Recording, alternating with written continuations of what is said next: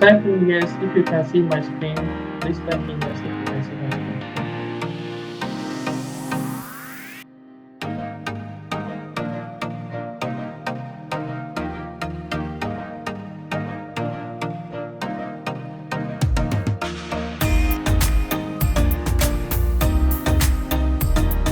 Type in yes if you can see my screen.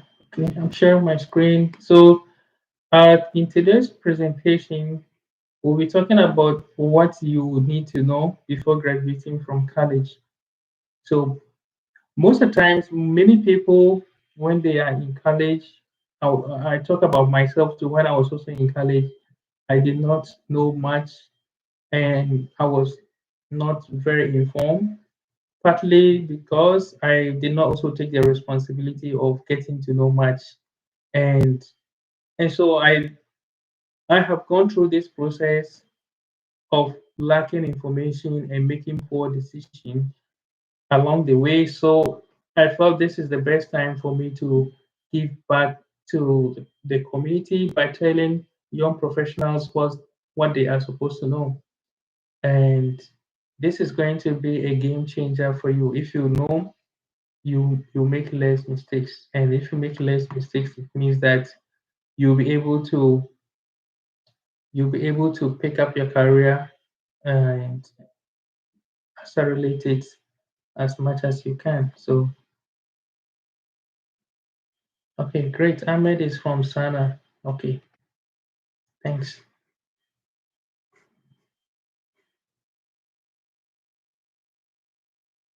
I'll try my best here. It's not going to be perfect. So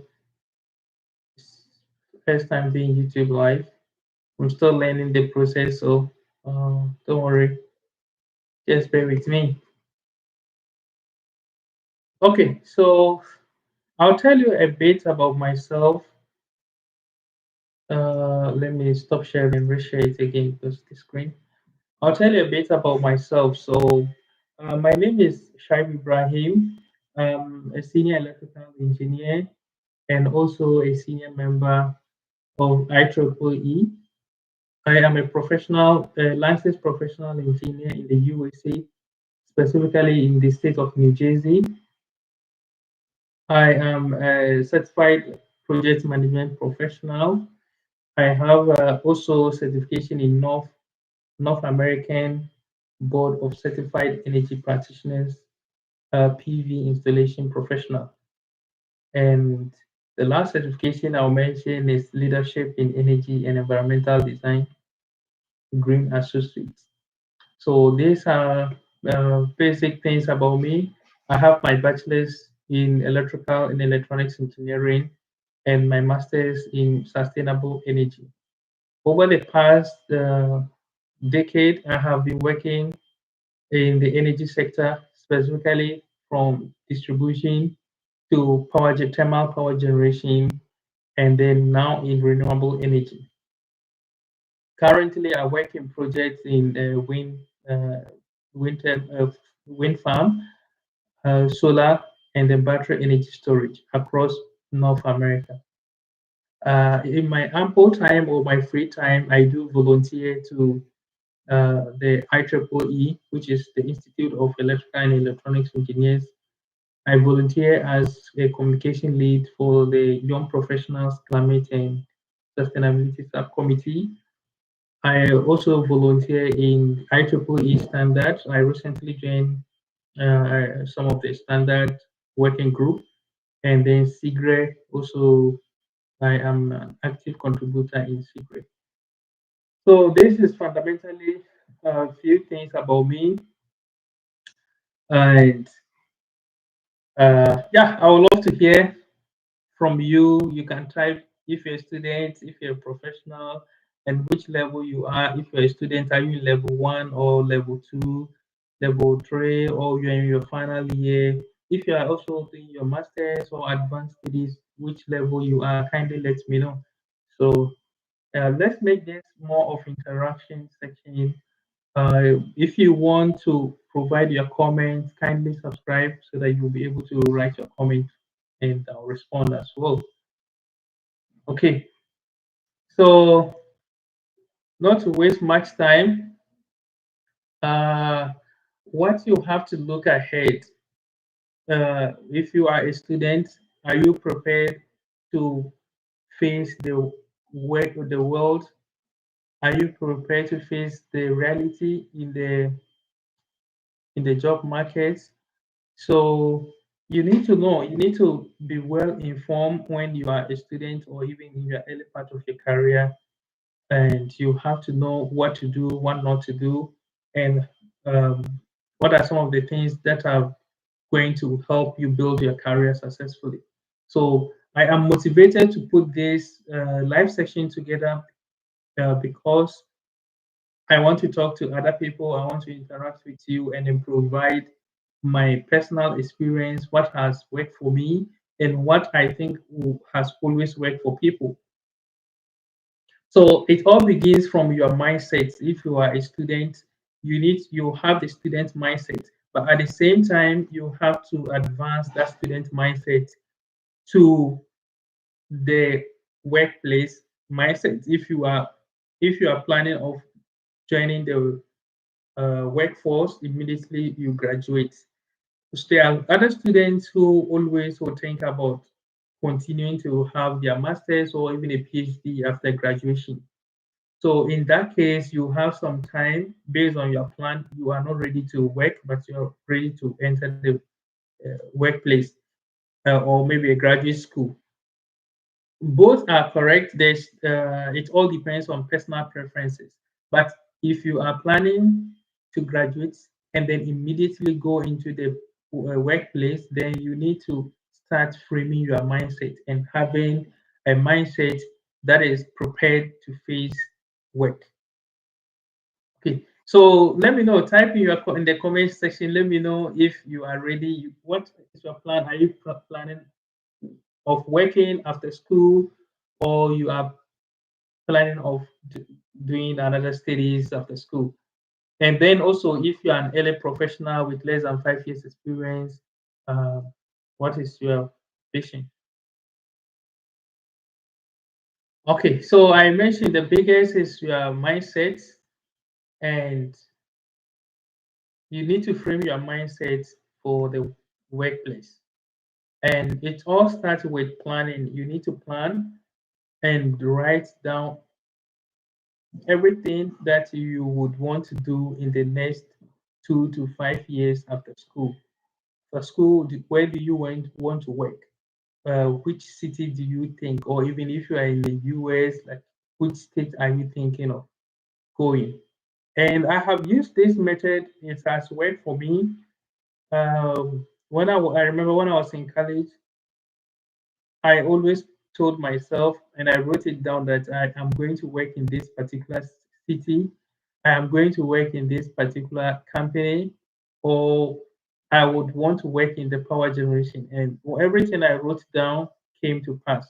So there is some kind of um, there's some power in writing things down. Writing things down actually that goes down into your mindset, and then you are framed to work towards that. How much income do you want to get even when you graduate and you want to work? Do you want to get enough money, or just try to write down something? And this method too has always worked for me. I always try to write down the amount of money I intend to get after working, or whichever place I want to go, how much I intend to earn. The bigger the problems you solve, that is proportional. So the bigger the problem, the bigger the income. Those who solve the biggest of the problems are the ones who would actually get the biggest of the cake. Okay, so after planning, the second step. So I mentioned the first step is to plan by writing down your medium term goals after school. Just you have to write them down. What do you intend doing? Which industry do you want to see yourself working? Do you want to see yourself working in the oil and gas, or you want to see yourself working in renewables, power generation, power distribution? Whichever sector you want to work, you need to have a plan for it. And then after you have this plan, the second step is to write down your CV. Even if you do not have much experience, try to write your CV. Try to write, um, put it together, and then ask yourself the question: how do I optimize my CV, and then demonstrate results and impact. Okay, and after writing your CV, you need to look at your CV and then ask yourself the very important question, which is, are you going to employ yourself? If you are the company owner or a hiring manager, will you employ yourself? That's the first question you need to ask yourself. Am I going to employ myself? Looking at my resume. So if you yourself ask this question and then you feel like, I'm not so good to employ myself, then that's a very important place to start from. It tells you that you have to work on yourself and put things together. Okay, hello, Rans. Thanks for joining. Uh, let's make this more interactive. I'll be chatting, I'll be explaining stuff, and then chatting with people.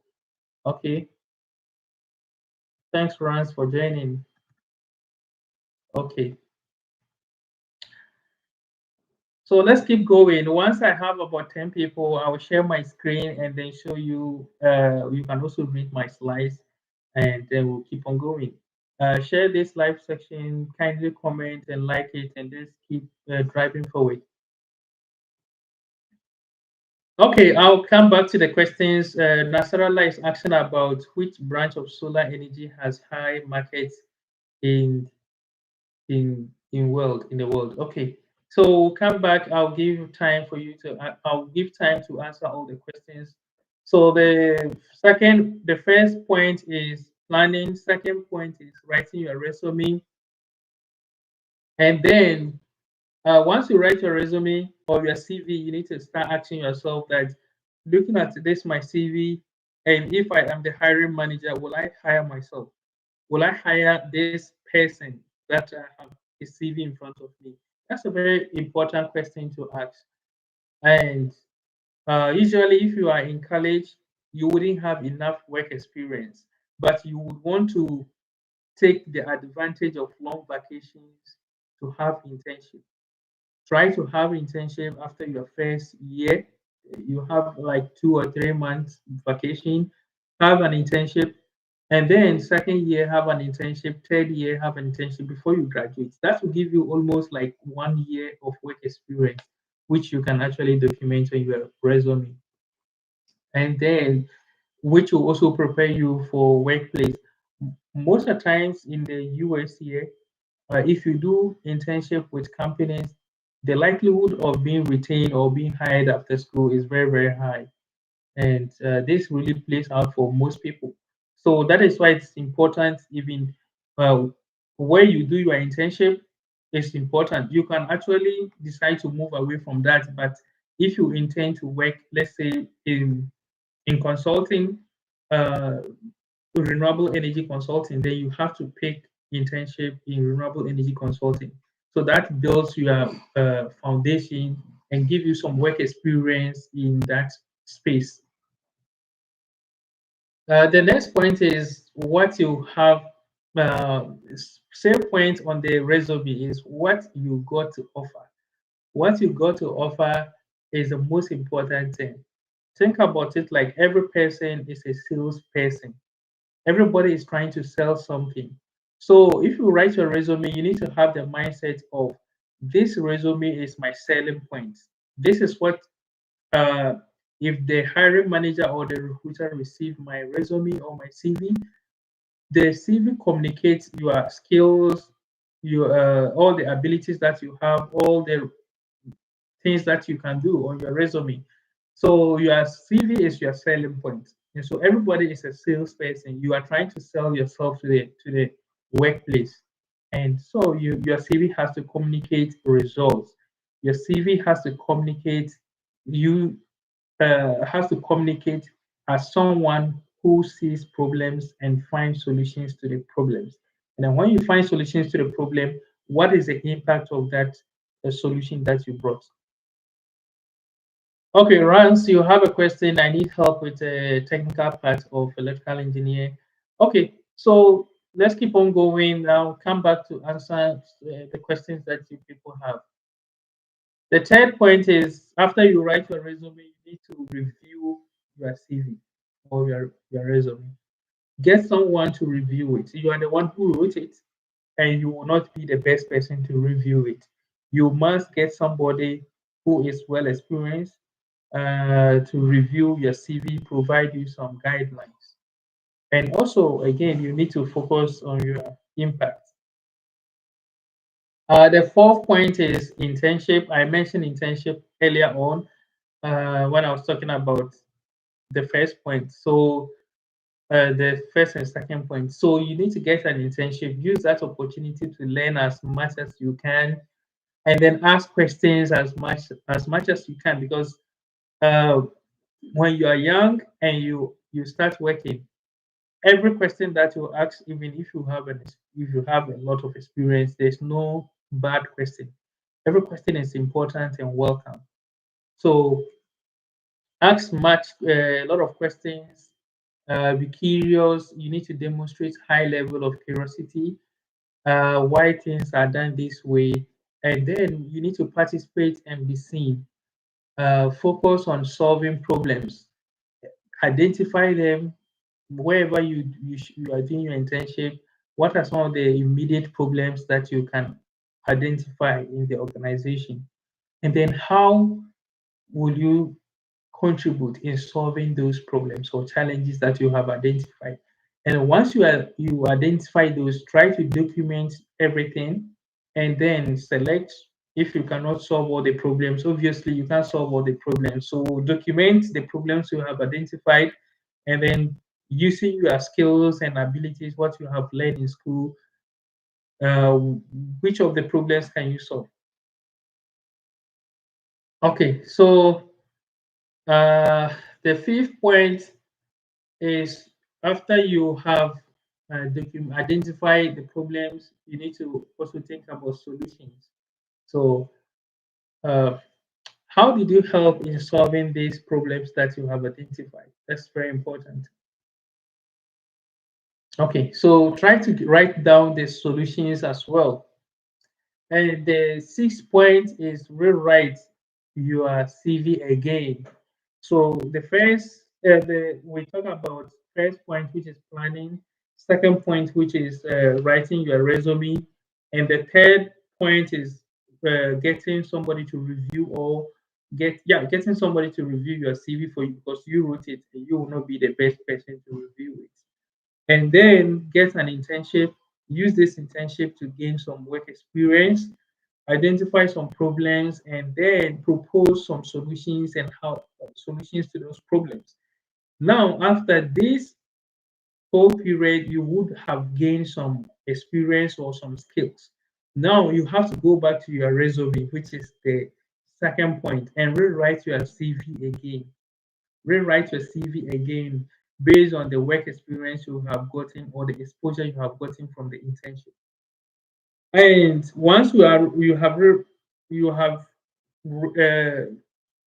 have rewrite your CV, what you have to focus on is the impact. Okay, so remember you did an internship, you saw some problems, and those problems that you saw, you propose solutions to them. But what is the impact of those solutions? So that is our next point, which is the seventh point. Seventh point is focus on the impact. So the impact could be in terms of revenue or income. Your solution might have increased the revenue of the company or might have reduced some cost in some process that is already existing. So, for instance, let's say you are doing an internship with a company and the company is spending over 100, let's say $100,000 on a particular process, and then you identify that that is an overkill. Actually, the company could have saved $20,000 uh, with a new method, which is also efficient and value engineered. So, if you're able to bring out the solution and then it actually works. It means that the results you have here is the impact is saving the organization $20,000 out of the initial 100,000. So you have saved like 20% uh, of the cost, which is a very good result. So that's how you need to think. Or maybe you have proposed a solution, and the solution that you have proposed is going to increase the company's revenue. So, for instance, if the every third, every first quarter of the year, the company that you are doing internship or working with is making a revenue of $200,000, and then with your solution or your with your solution, the company can now make, let's say, $250,000. It means that you have increased the company's revenue by $50,000. So that is the impact. And so when you are doing an internship or you are working, you need to always focus on the results and the impact. The main reason why you got the opportunity is to come and help solve problems. So let's think about it that way. And also, your process or your solution might also be increasing productivity or increasing efficiency. And then also another impact could also be that you have been able to help other people, or you have been able to educate or train some other young professionals or people who are doing intern there. It could even be senior people because nobody knows everything. Okay, the eighth point is you write down. So you did an internship, you are already in school, you are learning. So you should have some skills. And these skills you need to put them into two categories. You have technical skills and you have the soft skills. Most of the times, uh, we engineers usually, or maybe most people, we focus on the technical skills and then leave the soft skills out. But the reality is that the soft skills are equally important. They determine how we will be productive in our work. You can be a top engineer, you can be very knowledgeable, but if you do not know how to communicate with your team, that is going to affect you. If you don't know, and communication here, I mean effective communication. So, write your top five technical skills or hard skills. So these technical skills could be your ability to use a particular software. For instance, if you are in power systems or in the electrical space, you might want to think about power system softwares like ETAP. So you can mention ETAP. You can mention any software that you know. So on my list here, I have ETAP. You can mention PSS SE. You can mention SignCap, and then even drafting tool like AutoCAD and PS Card. There are lots of them. You can also mention your familiarity with the code or standard. So if you're in the US, you want to mention that you are familiar with the National Electrical Code, uh, or the National Electrical Safety Code, or any code that you know or standard. If you are in India, you want to mention some of the standards that you know that are applicable, maybe and IEC standards that you're familiar with. You would, if you are in Pakistan or in every part of the world that you are in, for in Ghana, Nigeria, you would want to mention some of the uh, standard and then the codes that are applicable in the area that you are. So these are all technical skills, but you should don't end there. You should try to add some soft skills. Soft skills like how effective you are in communicating and leadership role. How organized are you? Okay, and then how effective you are in resolving conflict. Because think about it, if you work with people, you would disagree with people, but you would still have to continue working with them. So, how do you resolve this? These are all important skills that you must know. And are you also a team player? Do you like working with people or you want to work alone? So, nobody works alone, everybody works with other people.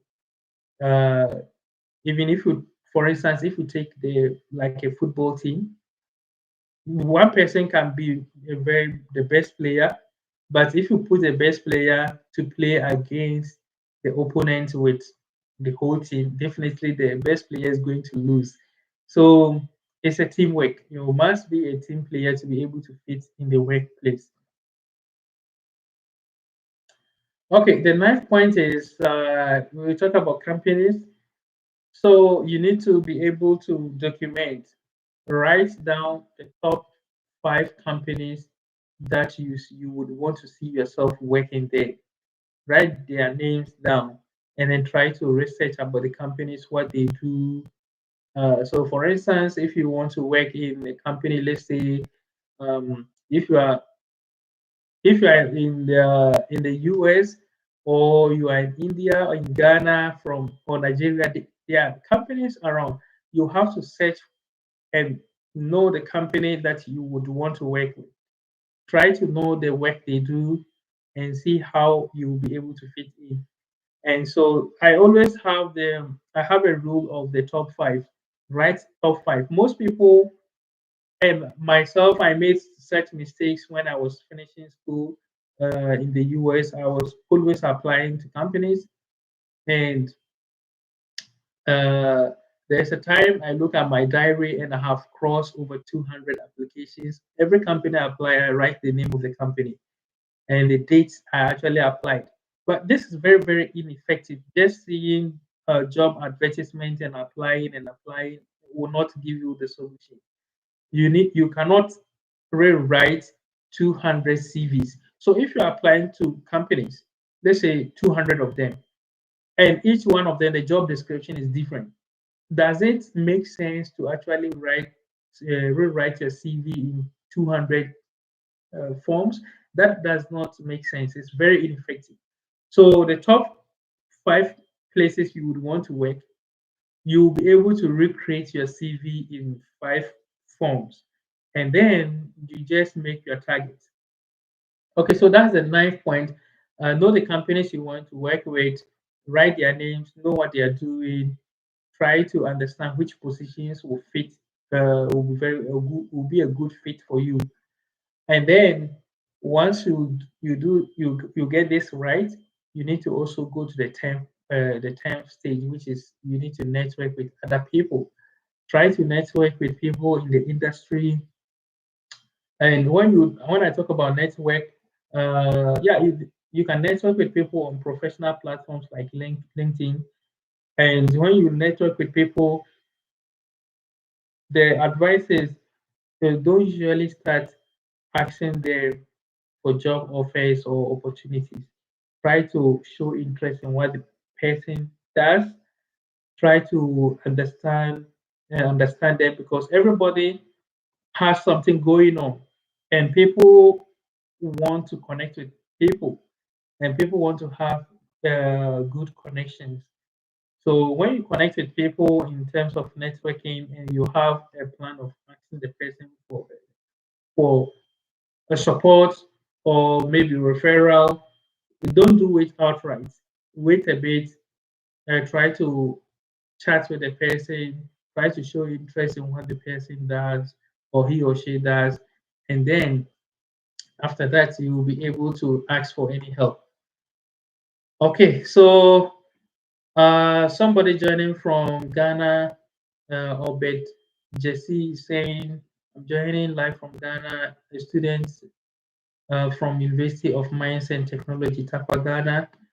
Thank you very much, engineer, for such an opportunity. Thank you, Obed, for joining. It's a pleasure. So the top 10, the top 10 points, I have already gone through them. It's time for me to take your questions. If you have questions, put them in the chat and I'll respond to them. And yeah, I'll do an overview of whatever I have said, and then you can ask your questions again. Thank you, Obed, for joining. Right. Okay. So now we are into questions and answers. You can ask your questions now. Uh, please ask your questions.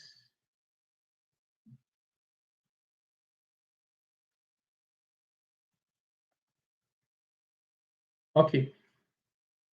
Okay, so I'm just going to do a quick overview of everything I said from the beginning to the end for those who joined late. First, we are talking about uh, if you are a student or early career professional. I always say early career professional is somebody who is usually in the early part of their career. It could be 1 or 2 or 3 years, but maybe less than 5 years. And you are still navigating, you are not very sure of what to do. You are just a few, like 1 or 2 level ahead of somebody who is already in school. So such category of people, what do you have to do if you're a student or in the early part of your career? If you're a student, first you need to have a plan. The years always come so quick. You think you're in first year, second year before you realize you are graduating and now you are looking for jobs and the jobs are not coming. So you need to plan. That's first point. Plan. Write down everything that you intend to do in the first 5 years of your career. If you are in Ghana, do you want to see yourself working in power generation or power distribution like ECG or Netco, or you want to see yourself working in the transmission operator, which is Gridco? That is the power side. Do you want to see yourself working in the mines? Do you want to see yourself working in oil and gas? So you need to have a plan and then write it down where you want to see yourself. And as I mentioned earlier on, I have used this method when I was in K University, Kwame Nkrumah University of Science and Technology. Uh, I wrote down where I want to work, and what I said was I want to work in Tema, and I want to work in power generation, and it did happen. So try to have a plan. That's the first thing. Once you have a plan, write down your CV. Second point, write down your CV or write your CV. Once you write your CV, try to get somebody to review the CV for you. And because you wrote the CV, you might not be able to pinpoint all the mistakes that you have done or some things you have left out. So uh, review your CV, let it be reviewed by somebody, and then try to get internship to do. At least don't start your first year till graduation without any work experience or having any idea about how the workplace actually operates. So get an internship to do. And if you are lucky to do internship before all the long vacations, you would have almost 1 year of working experience. And this can be used as a selling point to get a permanent job. The fifth point is to identify problems and propose your solutions. So if you are doing an internship in, let's say, for instance, the electricity company of Ghana, what are some of the common problems you have seen in whichever department you may be?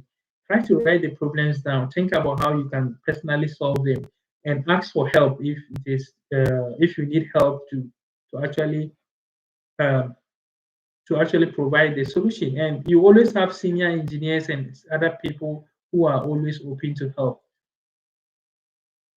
Okay, once you have identified problems, you have solutions, then you go back to rewrite your CV again. Rewrite it in such a way that you are showing the problems you have solved, the impact you have brought in. Okay, and yeah, the seventh point is you have to focus on impact. The eighth point is you have to write down your top 5 skills in technical skills and then soft skills. Write them down. In all, you should have like 10 skills. Top 5 for technical, top 5 for soft skills. And then write down top 5 companies that you would actually want to see yourself working there. Okay.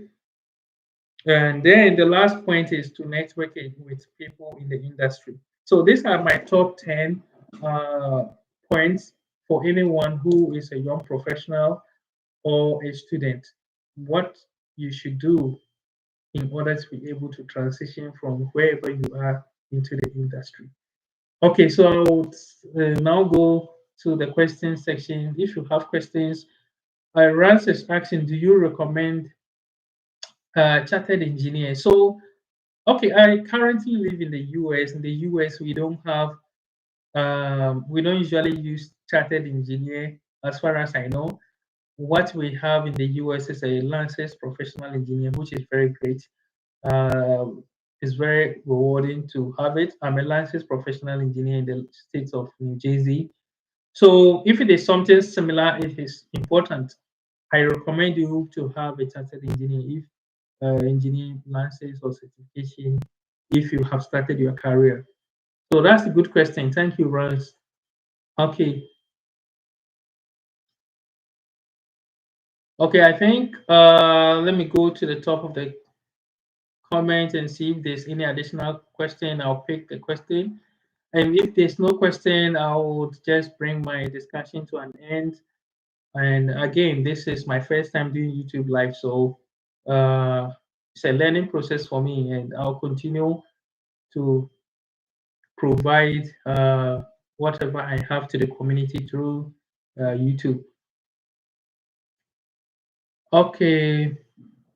Yes. Okay. Nasarallah asking about solar. He has a. Okay. Should I take a master degree? Yes. Having advanced knowledge in renewable energy or solar is good. So I would advise, or I would recommend you to take it if you have the ambition to do it.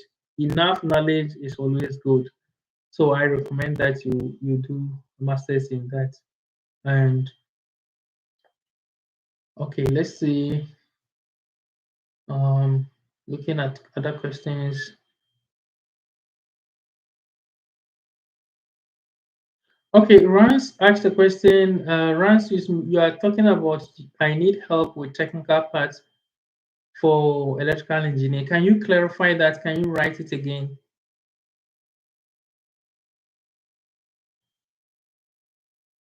Okay.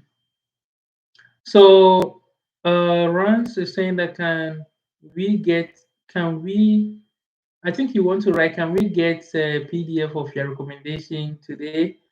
Okay. Yeah. So this because this is my first time doing this YouTube live, I I'm still learning how to navigate and actually do other things. So I'll PDF it, and you can. I might be posting this on my website. My website is shylearning.com. So you can actually download it from there. My website, let me put it in the chat. My website is shylearning.com. So I usually provide support to other young professionals. I review their CV, provide them comments. I do one-on-one discussion with them, help them to improve their CV, and yeah, most of the people I have helped came out successful, and that actually makes me very very happy. And yeah, so I have a lot of material on my website, which is shylearning.com, and you can have electrical engineering content. I have some content there for electrical engineering, and I still continue to develop it. I have content for students and early career professionals, and even people who want to get a. I'm working on a resource that I will deliver later on to people who want to get a license PE in the United States. So if you are in the US and you are thinking about getting a professional engineer license, which is a long process, I started mine in 2021 technically, but I took my exams in 2022. I passed all my exams in 2022, but I actually got the license just last month in May. So it takes time, and I have all the process in mind. I have documented them. I'll be providing resource to people. So if you go on my website, you will find a lot of materials there. Whichever one you find helpful, I think there's a lot to help, a lot information that may help you.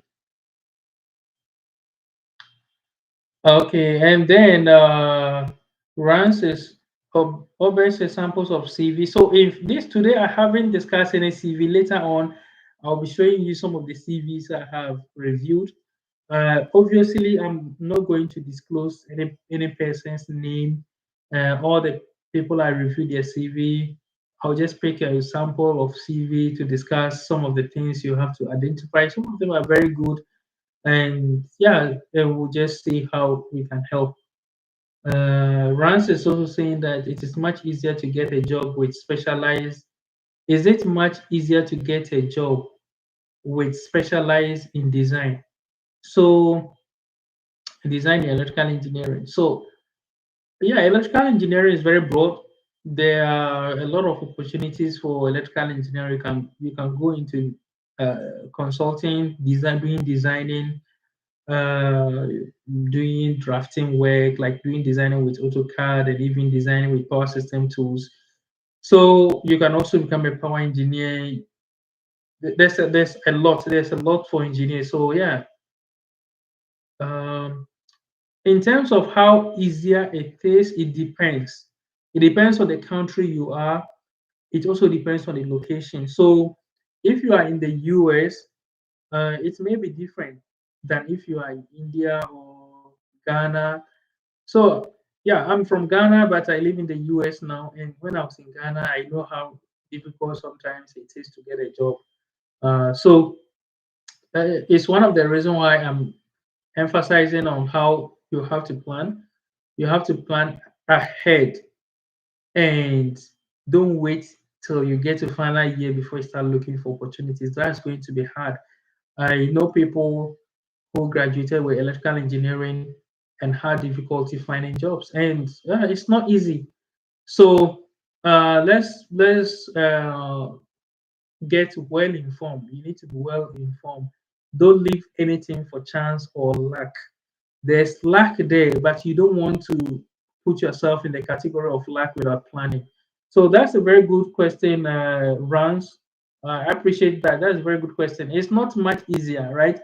Uh, it depends on the country you are. It depends on what you want to do. So if you are talking about designing, you need to think about how many companies in Ghana maybe do designing, and even design. What type of designing are you referring to?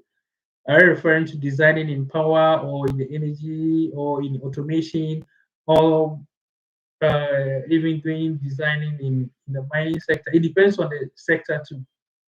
So designing is very interesting. I really, really love designing.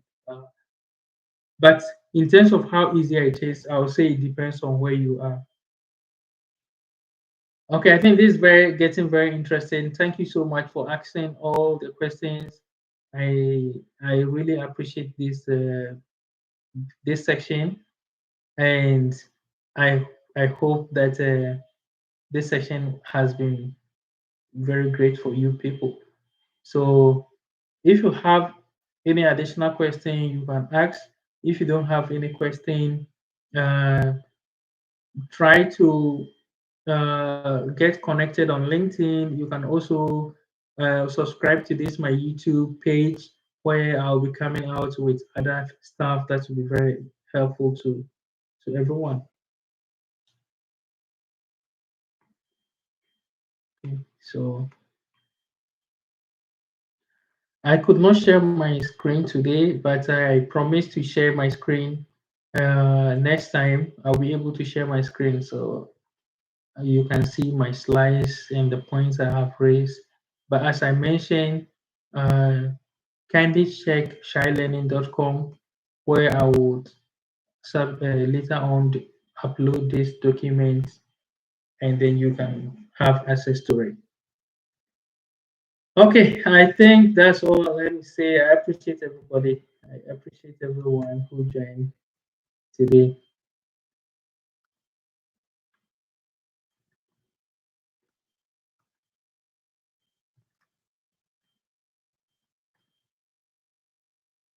Okay, and so have a good rest of your time.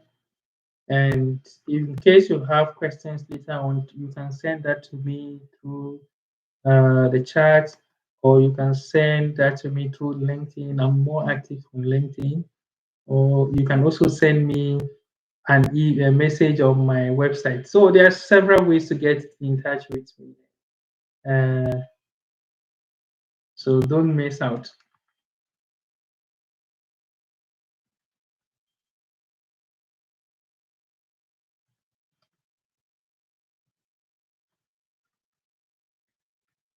Okay, stay in touch. Okay, I'll end my session here. Bye bye.